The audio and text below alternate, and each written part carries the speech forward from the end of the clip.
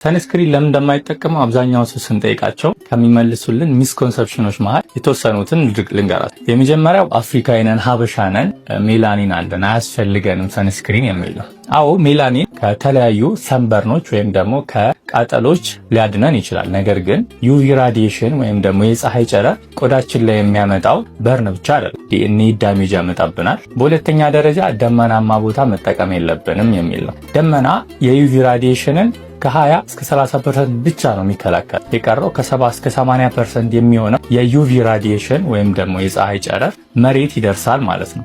ስፔሻሊ ሃይ አልቲቲዩድ አዲስ አበባ እና ሌሎች ከፍተኛ ቦታዎች ላይ ዩቪ ኢንዴክሳችን 13 እና ከዛ በላይ ይደርሳል። ይሄ ማለት ከዱባይ የማይተናነስ አንዳንዴም ከፍ የሚል ማለት ነው። ስለዚህ ሰንስክሪን መጠቀም አለብን ማለት ነው። ምን አይነት ሰንስክሪን መጠቀም አለብን፣ ለየትኛው ቆዳ የትኛውን መጠቀም አለብን የሚለውን ለማማከር ከፈለጋችሁ ወደ ቦስፈረስ ደርማቶሎጂ ኤንድ ኤስቴቲክ ሴንተር መጥታችሁ ማማከር ትችላላችሁ።